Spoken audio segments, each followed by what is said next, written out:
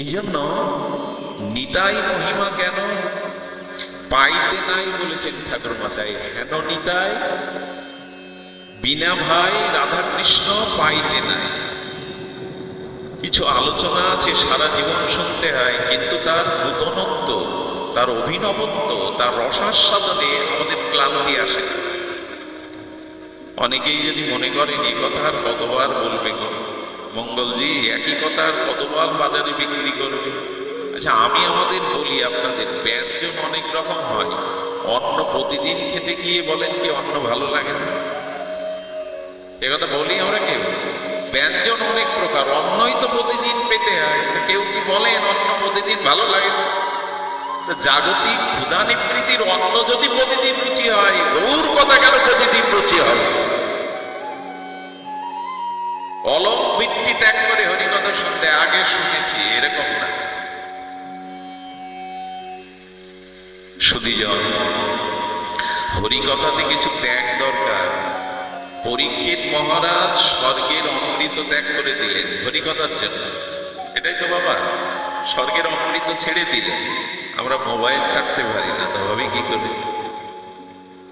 হরিকথায় অমৃত যিনি ছাড়লেন, আমরা মোবাইল এখান থেকে উঠে যাই কথা বলতে বলতে। ঘুম আসে, অলসতা আসে, আর কত। এরকম অভ্যাস থাকলে হরিকথায় কিছু পাওয়া যাবে না। হরিকথাতে আসক্তি আনা। আর একটা জিনিস বলি, হরিকথা যেদিন হবে সেদিন ভগবৎ শ্রোতা হিসাবে পরীক্ষিত স্বরূপে আমাদের কখন আসতে হবে? আচ্ছা, এই বাড়িতে যদি কোনো বিবাহ হতো, এক দুদিন আগে কারা আসে?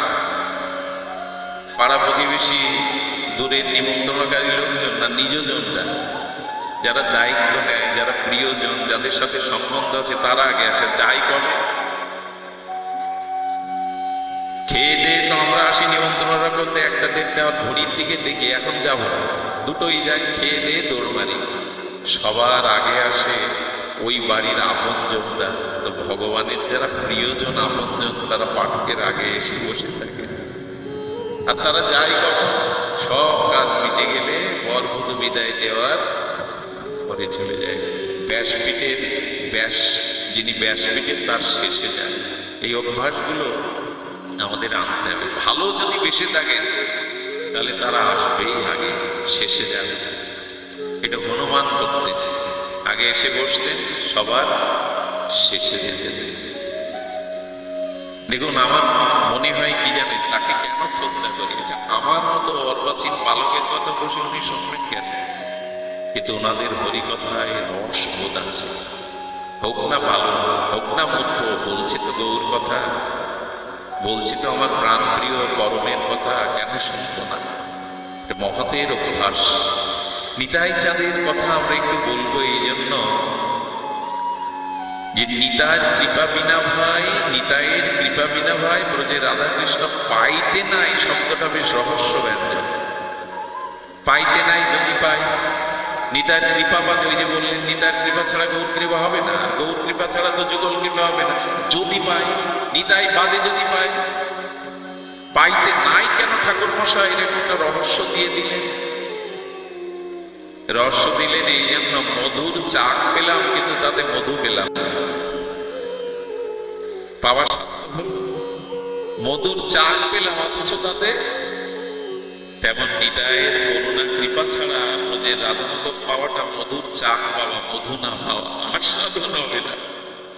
আস্বাদনটা পাবো না, পেয়ে যাবো রাধা মাধবকে, কিন্তু আস্বাদন,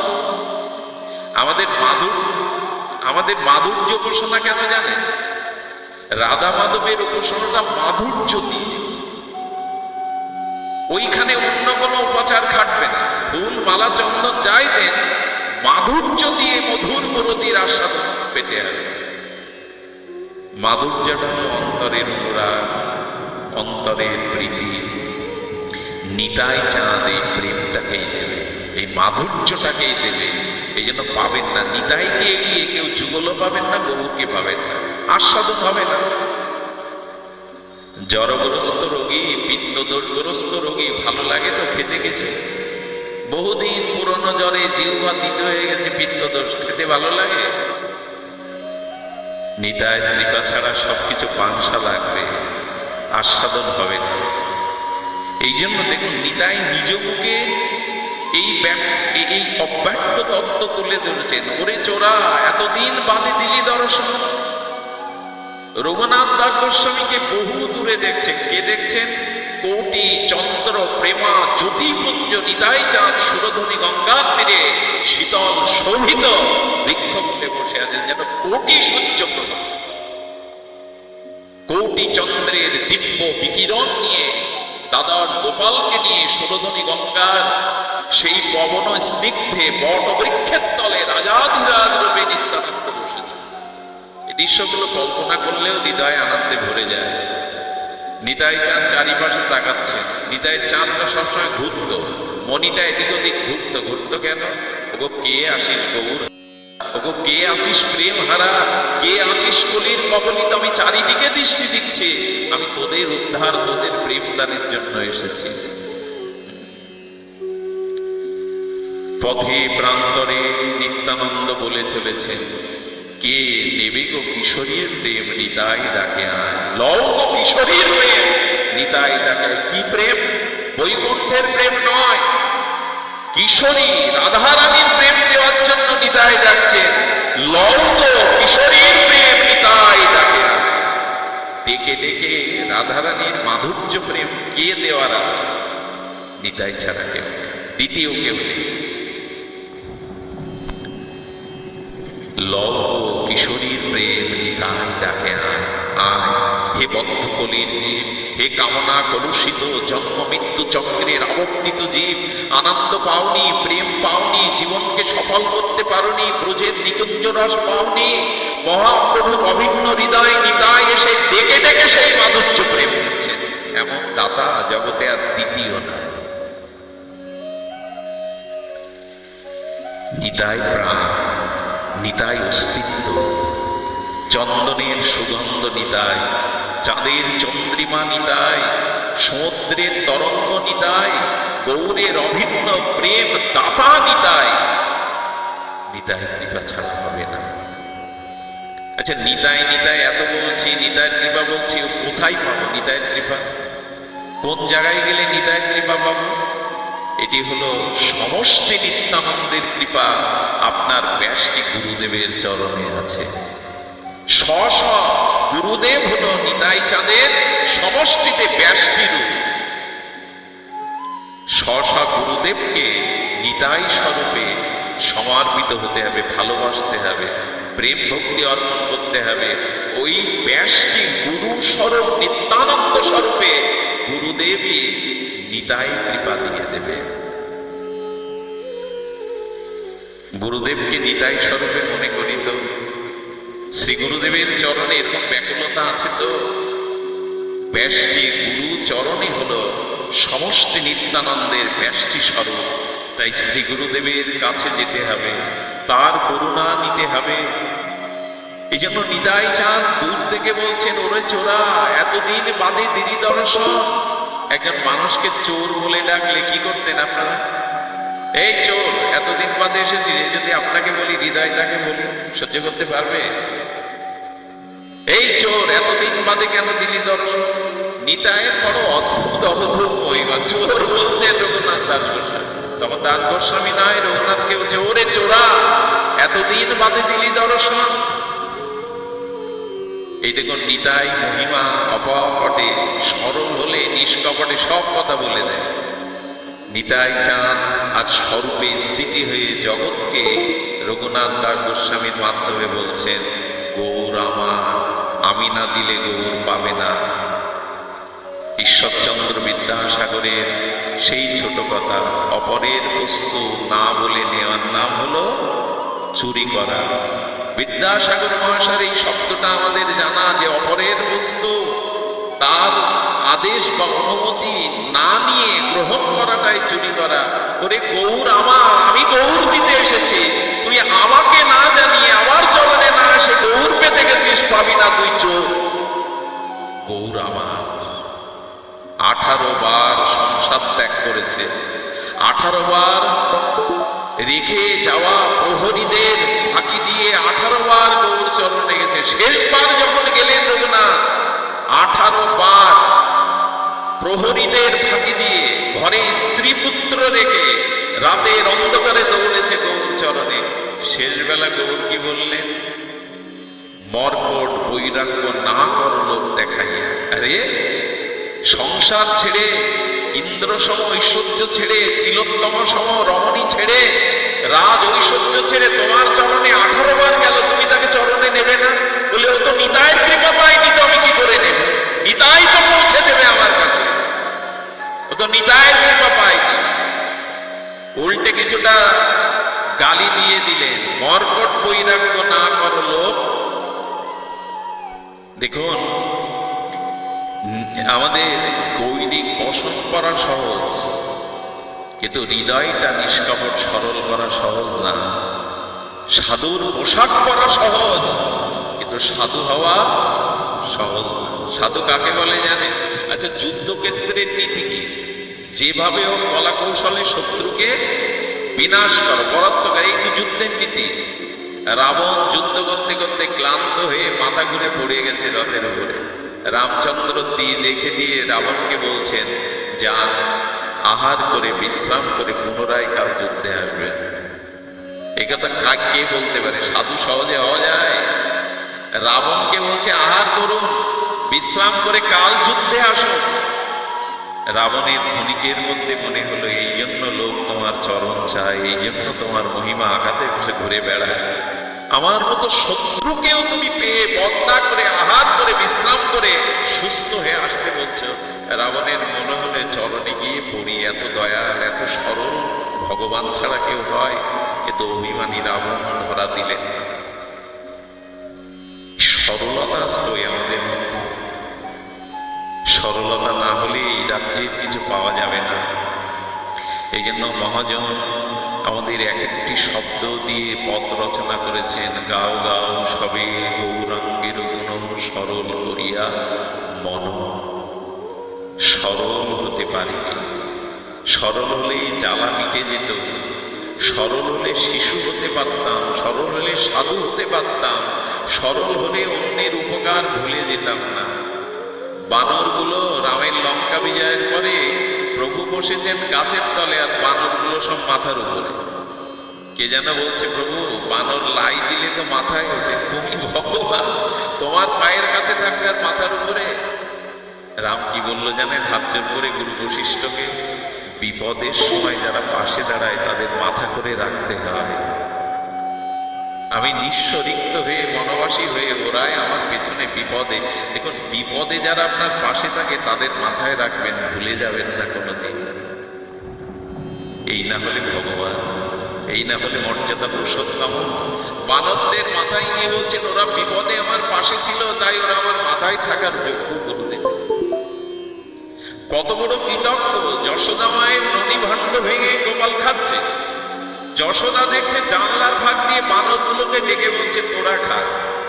আর কি বলছে জানেন? ত্রেতা যুগে তোদের গাছের ফল, সমুদ্রের নোনা জল খেতে দিয়েছিলাম, ভালো কিছু পারিনি। এ যুগে আমার হাতে মাখন আছে, নে মাখন খেয়ে নে তোরা। আরে রামলীলাতে তোদের শুধু নোনা জল গাছের ফল খেতে দিয়েছিলাম বনবাসে, এবার মাখন পেয়েছি, নে তোরা খা। এই না হলে ভগবান। ওই স্বভাব আমাদের সিন্ধুতে সরলতা দরকার। দেখুন, বিপদের সময় উপকারীকে ভুলে যাবেন না, বরঞ্চ অপকার যে করেছে তাকে ভুলে যেতে চান, তাহলে শান্তি পাবেন। যে যত বেশি অপকার করেছে তাকে ভুলে যেতে চান। আর ভগবানের একটি স্বভাব, আমি গতকাল কোথায় যেন সিলেটে বলছিলাম, ভগবানের স্বভাব কেমন জানেন? আচ্ছা, 20 বছর আগে যে আপনাকে অপমান করেছিল, চিঠি দিয়ে হুমকি দিয়েছিল, বড় একটা কথা বলেছিল, সে যদি এখন আপনার সামনে আসে, ওই ডায়েরির কথা খুলবেন কিনা আপনি? এই সেই লোক। বলি না আমরা, এই আমাকে একদিন অপমান করেছিল, পথে ঘাটে এই বলেছিল, 20 বছর আগে ডায়েরি করে। কিন্তু গোবিন্দ বললেন, অনন্ত জন্মের পাপ অপরাধ করে যদি একবার আমার সামনে আসিস, আমি তোর অতীতের পাপ না দেখে কৃপা করে দেব।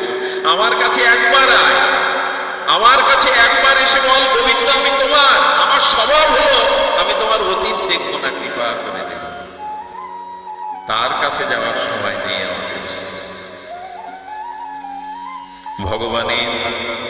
করুণা কেমন জানেন? যার চোখের কটাক্ষে সপ্ত সমুদ্রের জল শুকিয়ে যায়, যার একটা দৃশ্য চোখের প্রলয় হয়ে যায়, যার চোখের একটা ইশারায় পৃথিবী প্রজ্বলিত অগ্নিশিখায় দগ্ধীভূত হতে পারে, সেই যশোদার হাতে লাঠি দেখে, সেই যশোদার কান ধরা দেখে টপ টপ করে প্রেমাশ্রু পড়ছে আর বলছে, মা লাঠিটা ফেলে দাও। এটা তার স্বভাব। তুমি ভক্তি করো, ছেলে রূপে চেয়েছো, তাই আমি ভগবান হলেও কাল আমার নাম নিলে ভয় পাই, তবু আমি ভয় পাচ্ছি। এই স্বভাব আপনার মধ্যে আছে। কি স্বভাব তার! বর্ষণার এক বাবা, বেশি দিন আগের ঘটনা নয়, সত্য ঘটনা শুনুন। বর্ষণার এক বাবা প্রতিদিন লাডলিকে দেখতে যেতেন রাধারানীর মন্দিরে বর্ষণাতে। সকলে দামি দামি পোশাক দিয়ে আসে বাবা।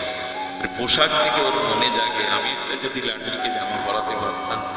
আমার কাছে তো পয়সা করি নেই, ভালো কাপড় ছাড়া, ভালো ডিজাইন ছাড়া লাডলি রাধারানীকে কি পরাবো? ও ভান্ডারাই যেতে লাগলো। আহার না করে দুধ চারানা যা দেয় 1 বছর ধরে গুছিয়েছে। ভালো দর্জির কাছে গিয়ে বলেছে, ভাই যা নেবে না, সুন্দর করে একটা জামা তৈরি করে দাও।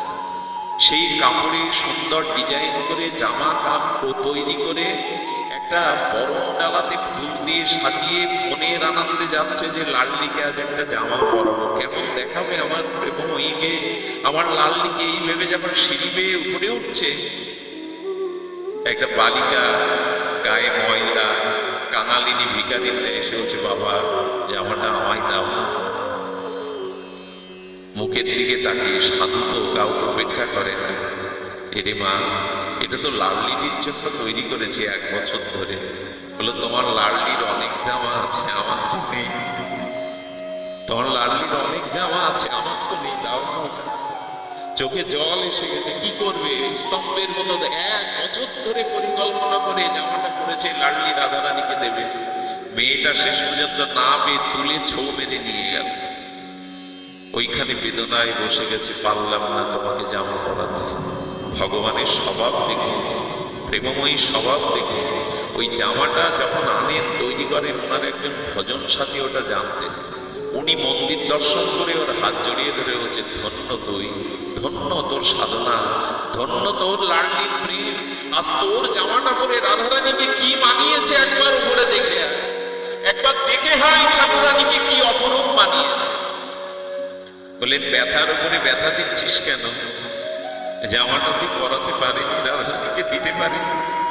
আর একটা মেয়ে এসেছে, তো নিয়ে গেল ছৌ মেরে, পরাতে পারিনি।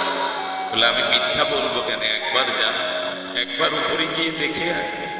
বারবার বলাতে উপরে গিয়ে দেখে চোখ স্থির হয়ে গেল। রাধারানী ওই জামাটা পরে যেন হাসছেন লাডলিজি।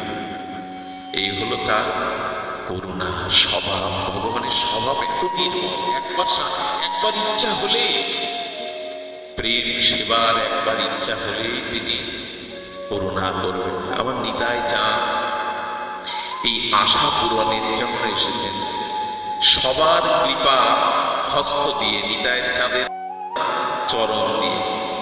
আচ্ছা, মাথার উপরে কেউ যদি পা তুলে দেয়, এটা শোভা পায়? উত্তমঙ্গ মস্তকে পা তুলে দেওয়া। নিতাই চাঁদ যাকে কৃপা করেছেন, হাত দিয়ে নয়, চরণ দিয়ে মাথায় পা তুলে দিতেন। কেন দিতেন জানেন? আমার যা কিছু সব আমি দিয়ে দিলাম, আমার যা কিছু সব দিয়ে দিলাম। এই নিতাই কৃপা ব্যতীত হবে না। তাই বললেন, চোরারে এতকাল বাদে দর্শন দিলি, গৌর যে আমার। মহাপ্রভু বলেছিলেন, মর্কট বৈরাগ্য না করো লোক দেখায়া, যথাযথ বিষয় ভোজ্যনাসক্ত হইয়া। বিষয় ভোগ করো, তবে ওর উপর আসক্তি না জাগিয়ে। যাও, সংসারে ফিরে যাও। লোককে দেখিও না তুমি কত বড় ত্যাগী। লোক যেন না জানে তোমার এই ত্যাগ বৈরাগ্যের বিজ্ঞাপন। অনাসক্ত হয়ে সংসার করো। কথাটিকে আমাদের বললেন না মহাপ্রভু? সংসারে বেশি ত্যাগী, আমার সংসার ভালো লাগে না, আমার বৃন্দাবনে ছাড়া ভালো লাগে না, এইসব বলে লাভ নেই। বরঞ্চ সংসারে থেকে আসক্তি কমান। আচ্ছা, এই গৃহ ছেড়ে আমি চলে গেলাম সন্ন্যাস আশ্রমে। ওখানে তো 2 তলা পেলাম, ছিলাম 1 তলায় টিনের ঘরে, ওখানে গিয়ে পেলাম 2 তলা। ঘর বদল করে হয় কি? বোঝা যায় কথা? ঘর বদল করে এই ঘর থেকে ওই ঘরে গেলাম, তো হবেটা কি? হবে হলো ঘর বদলে নয়, আসক্তি ত্যাগ করো। আসক্তি ত্যাগ করে যেখানেই থাকবে ওখানে গৌর কৃপা পেয়ে যাবে। আসক্তিকে ত্যাগ করো। আসক্তি ত্যাগ না হলে শুধু ঘর ত্যাগ করলে হবে না। সুধীজন নিতাই চাঁদ এই জন্য মহাপ্রভুর ওই কথা পাঠিয়ে দিলেন, যাও।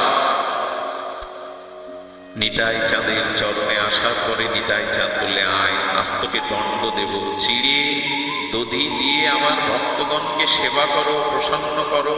একটা কথা বলি, আমার মনে হয় সেবা ছাড়া কাউকে প্রসন্ন করার অন্য কোনো পথ নেই।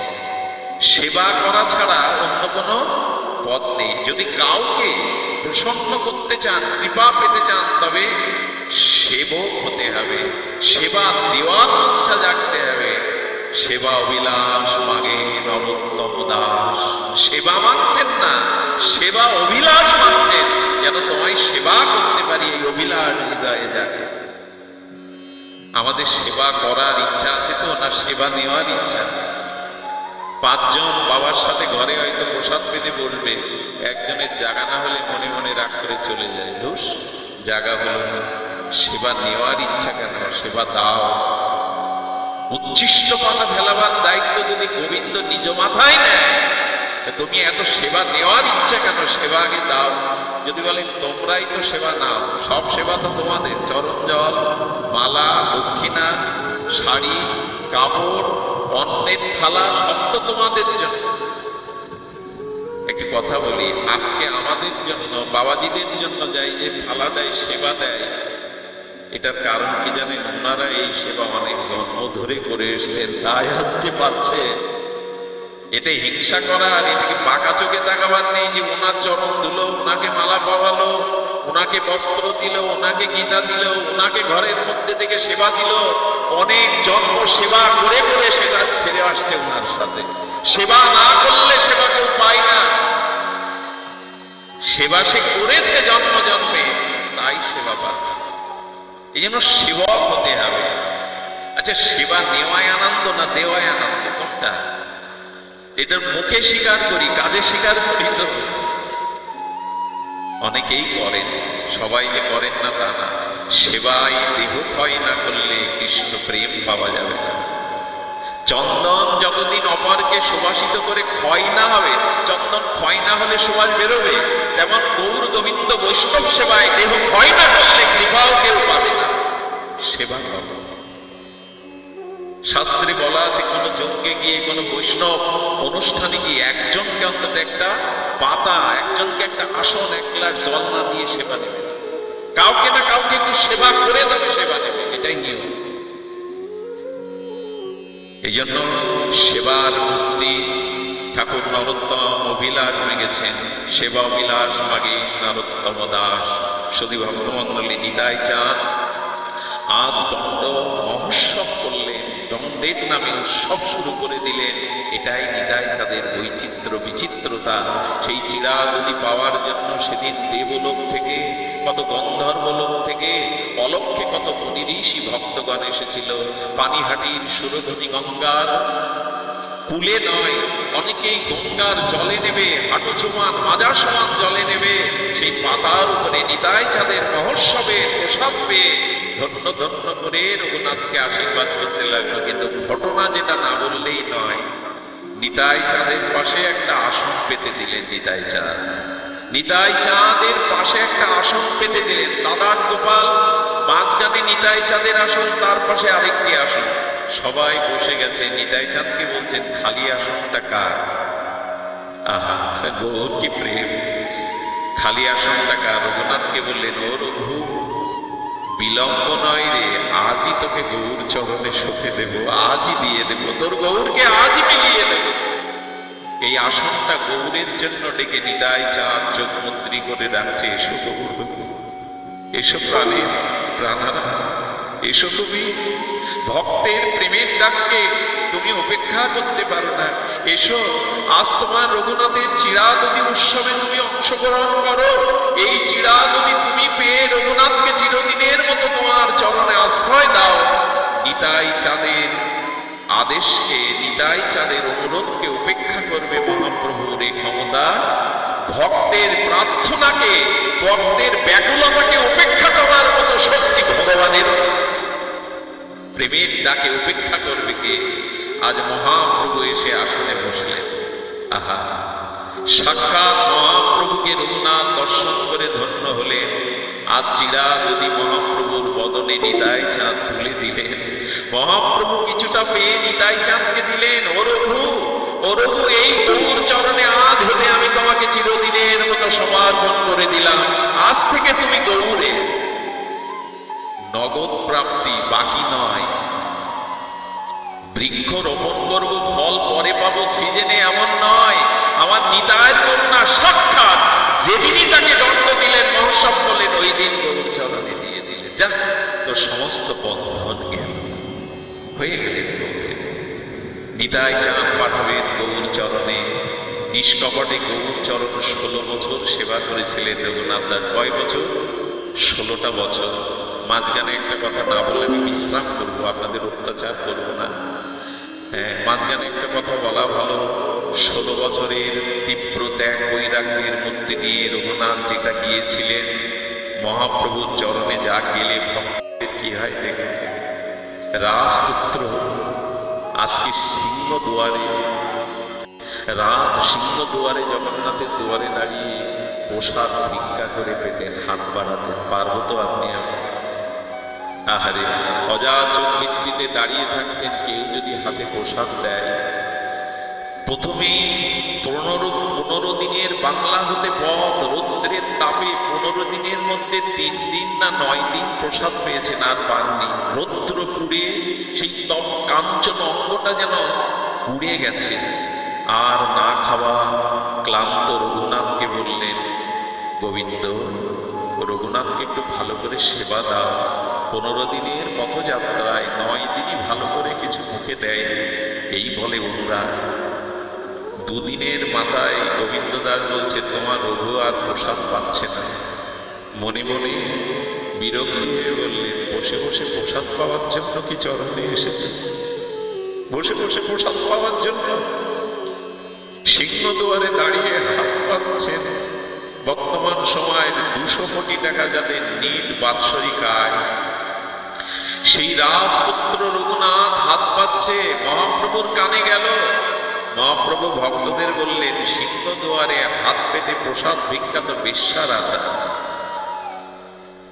হ্যাঁ, কে আসছে, কে আমায় প্রসাদ দেবে, কে গেল, এটা তো বেশ্যার আচার। এত বড় কথা কেউ বলেনি। রঘুনাথের চিত্তে মহাপ্রভুর অনুভব চলে গেল, ছেড়ে দিলেন।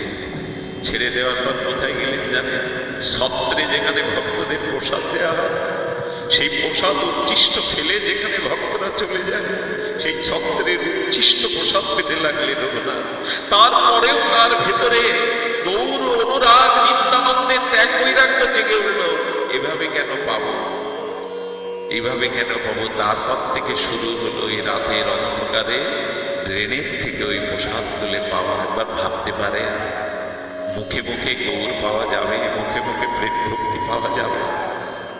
মহাপ্রভু বলেছিলেন, ভালো না খাইবে, ভালো না পরিবে, গ্রাম্য বার্তা না কহিবে, গ্রাম্য না শুনিবে। অমানি মানদ হয়ে নিত্য রাধা কৃষ্ণ চরণ যুগল সেবিবে। মহাপ্রভুর এই 5টি মন্ত্র না মহামন্ত্র, ভালো না? আমার কি মনে হয় জানেন? প্রভু, এত শত্রুতা কেন আমার উপর? আমি ঘর ছেড়েছি, নিজের সংসার ছেড়েছি, স্ত্রী পুত্র ছেড়ে তোমার চরণে আসি। ভালো খেতেও দেবে না তুমি? একটু ভালো করলে তোমার কি যায় আসে? তুমি কেন শত্রুতা করছো ভালো খেলে? আমার গৌর দেখেন কাহাল, তো যার ওই চরণে গেলে সবাইকে কাহাল করে দেয়। ভালো কেন খাবো না? বলেন, ভালো গেলে রিপুগুলো আর নিয়ন্ত্রণে থাকবে না। আচ্ছা প্রভু, ভালো করলে তোমার দোষকে একটু সেজে গুজে যদি ভালো পোশাক করি, দেখবেন যারা যেদিন খুব সাজে দামি পোশাক পরে, তারা আয়নার সামনে গিয়ে নিজেকে গর্ববোধ করে, কেমন মানিয়েছে। এই জন্য ভালো পোশাক পরলে একটা অভিমান চলে আসে।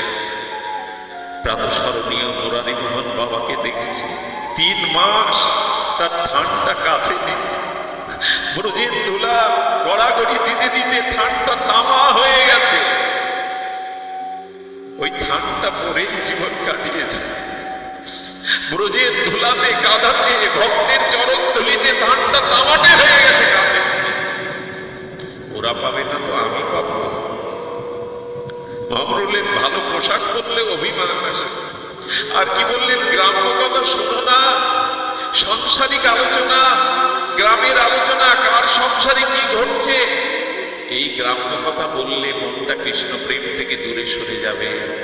আর গ্রাম্য বার্তা বলবে না, পারলে মানুষে রাধা কৃষ্ণের চরণ যুগল সেবিবে। মনে মনে করো, মনে মনে মন চলো যাই বৃন্দাবনে। এই কথা কেন বলছেন? মন যেখানে আপনি সেখানে, বৃন্দাবনে যাওয়া লাগবে না। মনে মনেই যদি ব্রজ চিন্তা করেন তো ওই বাড়িতেই বৃন্দাবন। মন চলো বৃন্দাবনে। মনকে যেতে বলছেন কেন? শরীর না, গৃহে বসে বসে আর ব্রজের নিকুঞ্জ মন্দিরের চিন্তা করুন।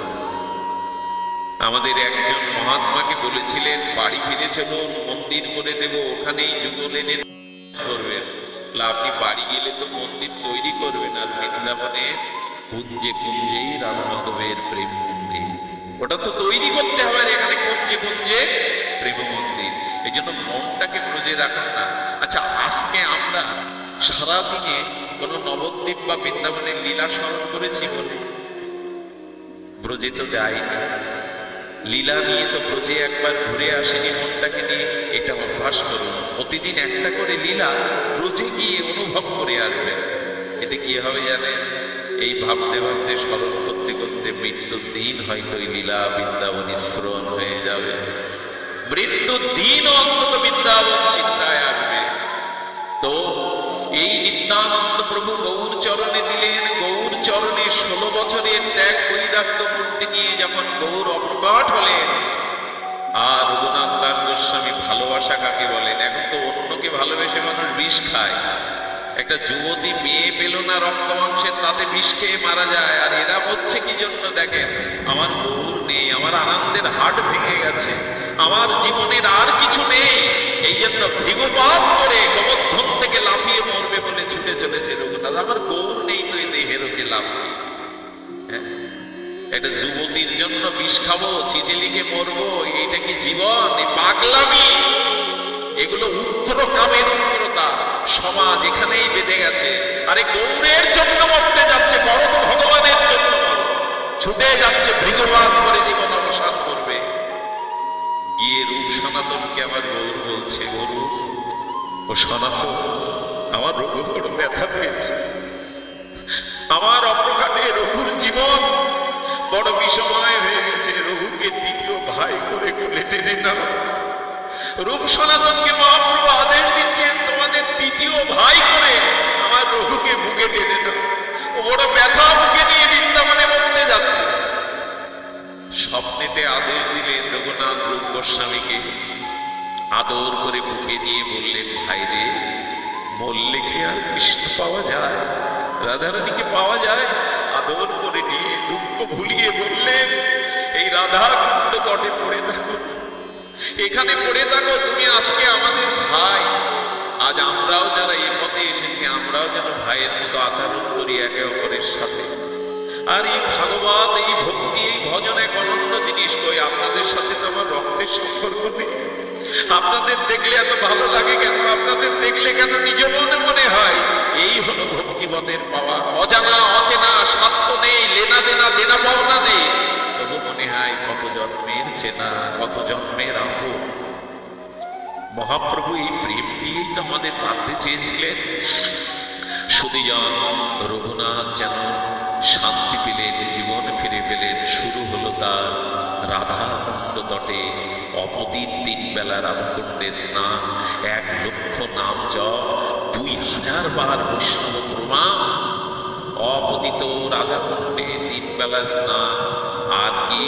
আর 1 লক্ষ কৃষ্ণ নাম, আর 2000 বার বৈষ্ণব প্রণাম, 1000 বার বিগ্রহ প্রণাম, ইষ্টদেবকে প্রণাম। একথা তো ঝড়ের মতো বলে যাচ্ছি, পারবো তো? 2000 বার বৈষ্ণবকে প্রণাম করছেন। 2000 বৈষ্ণবের নাম বলতে পারবো আমরা? বলে এই জগতে যত বৈষ্ণব এসে নিত্য লীলায় চলে গেছে তাদেরও প্রণাম করছেন। রঘুনাথ দাও, আমাকে কৃপা দাও, আমাকে বৈরাগ্য দাও। সকালে উঠে নবদ্বীপবাসী বৃন্দাবনবাসী বৈষ্ণবদের চরণ স্মরণ করে কৃপা মাগবেন, না হলে প্রেম ভক্তি পাওয়া যাবে না।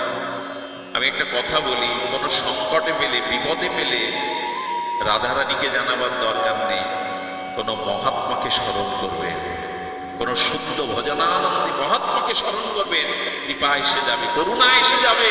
এ কথা আপনি পরীক্ষা নিতে পারেন। রঘুনাথ দাস গোস্বামী অবধিতে আর তীব্র বৈরাগ্য বেড়ে গেল। কি খেতেন জানেন?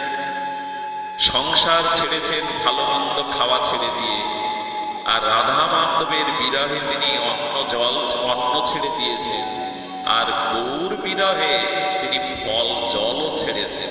গৌর বিরহে ভালোবাসি মুখে বললে হয় গো, মুখে বললে হয় না। সন্তান মারা গেলে মায়ের মুখে দুধ ভাত দিতে যাবেন, খাবে? খাবে না। বিরহে রঘুনাথ জলও ছেড়ে দিলেন। 2-3 গ্রাম মানে 150-200 গ্রাম মাঠা আসতো, ঘোল আসতো, ওই খেয়ে একটা মানুষ বাঁচে?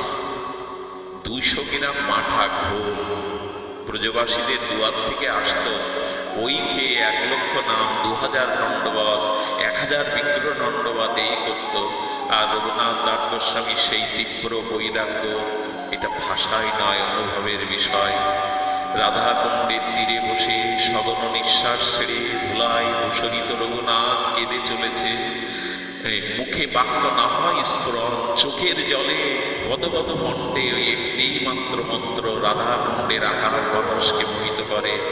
আজও যদি কোনো প্রেমিক ভক্ত, আজও যদি রাধা কুণ্ডের গভীর নিস্তব্ধ রাত্রিতে গিয়ে রঘুনাথকে স্মরণ করে, তবে আকাশে বাতাসে রঘুনাথের সেই মন্ত্র, আত্মি ভরা বেদনা, সেই মন্ত্র আজও কানে আসে। একটাই মন্ত্র, তবই বাস্মি তবই বাস্মি ন জীবাবি তো অবিনা। হে রাধে তুমি বিনা মোর কেহ নাই, হে রাধে তুমি বিনা মোর কেহ নাই। এই মন্ত্রই রঘুনাথ দিন রাত বলে চলেছে, চোখের জলে ভেসে চলেছে। এইভাবে কতটা বছর তপস্যা করলেন, তীব্রতার বৈরাগ্য। আজকের যে রাধাকুণ্ড, এটা রঘুনাথ দাস গোস্বামীর গদি। আগামী দিনের আমাদের মতো ভক্তকে জায়গা দেওয়ার জন্য ওই জায়গা রঘুনাথ তার গদি করে নিলেন। আমাদের চিন্তা করে আজ রাধাকুণ্ড বাঙালি বাবাজিদের এত প্রতাপ কেন? এটা রঘুনাথ দাস গোস্বামীর অবদান। আমরা যেন ভুলে না যাই। আজকের দিনটা বিশেষ করে নিতাই চাঁদা রঘুনাথ দাস গোস্বামীর স্মৃতিচারণ, সেটুকু বললাম। অপেক্ষা করানো ঠিক নয়। বাবা এসছেন, দাদাজি এসছেন, যেন ক্ষমা করেন। ওনাদের বসিয়ে বেশিক্ষণ কথা বলাটা ধৃষ্টতা, তবু উনি ভালোবাসেন শুনতে, তাই বলা। আপনারা ভালো থাকুন। দণ্ডবোৎসব এবছর না পারলে আগামী বছরে এই দিনটাতে একটু চিরা যদি আমার নিতাই চাঁদকে দেবেন, ঘরে ঠাকুর ঘরে একটু দিবেন, একটু চিড়ে লদি দিয়ে নিতাই চাঁদের প্রসন্ন কৃপা। আর যারা দিতে পারেননি তাদের মহাভাগ্য, যারা এই লীলা শ্রবণ করে তারা অধিক রূপে নিতাইয়ের কৃপা পেয়ে যায়, অধিক রূপে কৃপা পেয়ে যায়। আজকের আমাদের এই বাড়ি, আমাদের বাবা এবং মাতাজি, এদের অনেক বড় হৃদয় জানেন। মাঝে অনেকগুলো টাকা নষ্ট হয়ে গেছে ওদের, প্রায় অনেকগুলো টাকা। এরপরও এমন একটা অনুষ্ঠান করার কত বড় হৃদয়ের প্রয়োজন। ওদের জন্য একটু আশীর্বাদ করবেন, আর কিছু না, টাকা না, বাড়ি গাড়ি না, ওদের যেন ভক্তি হয়। আমার গীতা সংঘ সংখ্যার দাদারা আমার সাথে এসেছেন, মনিরামপুরের ভবনদা সহ আমাদের পিছনে বসে আছে আমাদের অত্যন্ত শ্রদ্ধেয় দাদাজি। সকলের কাছে এই প্রার্থনা, সকলের কাছে এই নিবেদন, আসুন দিনান্তে একবার নিতাই বলি, দিনান্তে একবার হা নিতাই বলি। জয় রাধা, জয় জয় রাধে, জয় জয় রঙ্গ মহোৎসব, জয় রঘুহরি, জয় নিতাই চাঁদ। এখানেই ভগবতের পূর্ণ বিশ্রাম। জয়।